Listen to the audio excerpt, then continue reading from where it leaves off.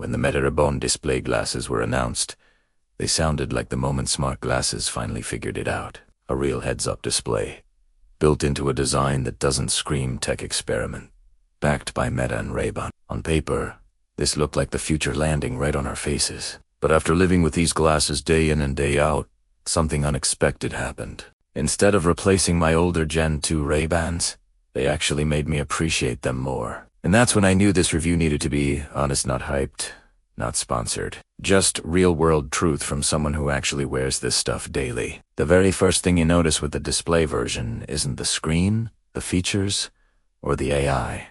It's the weight. Within the first few minutes, you can feel it sitting heavier on your face compared to the Gen 2 South.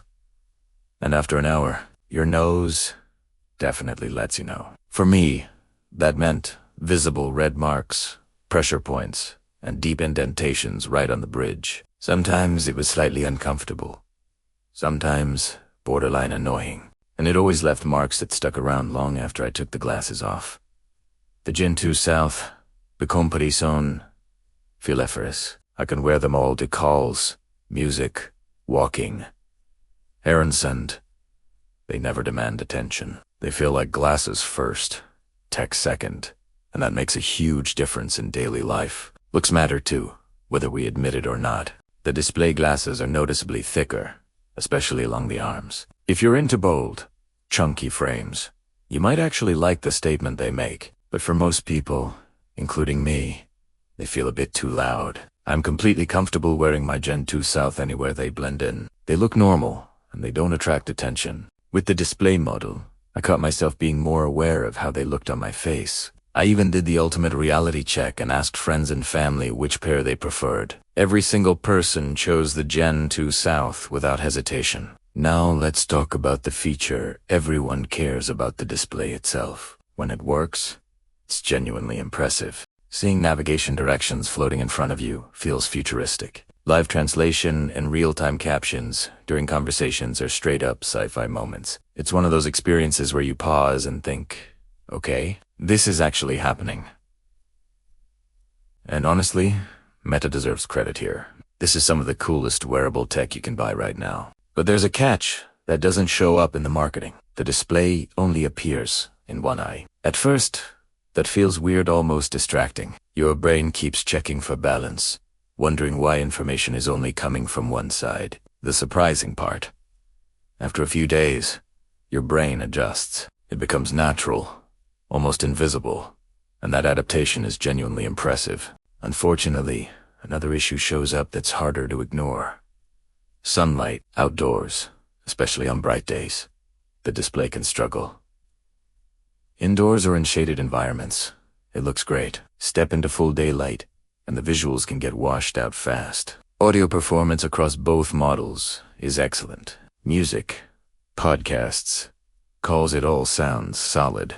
But the moment you start using the display features, battery anxiety becomes very real. Navigation, captions, animations, AI responses, all of that drains power quickly. I constantly found myself wondering if I should stop using features just to save battery. That's not something you want with glasses you're supposed to wear naturally. In real-world use, the display glasses are best for short, intentional sessions.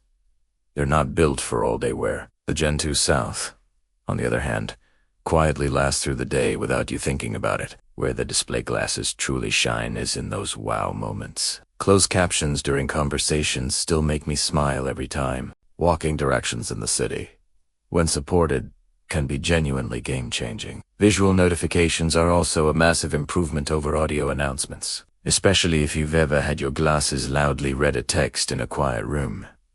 That alone feels like a quality-of-life upgrade. One feature that absolutely deserves praise is the neural band. It's smooth, responsive, and intuitive. Interacting with the glasses using subtle gestures feels fast and natural, and when paired with the display, it creates a glimpse of what next-generation wearables should feel like. This part of the experience is easily one of the strongest highlights. That said, the bigger picture still has gaps. The app ecosystem is limited. Productivity features are thin. There's no deep email integration, no Teams, and limited mapping support. These aren't minor complaints, they read the exact features that will eventually convince people to choose smart glasses over pulling out their phones. The future of wearables depends on usefulness, not just cool demos. Right now, most people will still use these glasses primarily as audio devices with occasional photos, videos, notifications, and brief moments of futuristic magic. And every time I enjoyed the display, I also felt the weight, noticed the thick frames, and checked the battery level. At some point you have to decide if the experience justifies the trade-offs.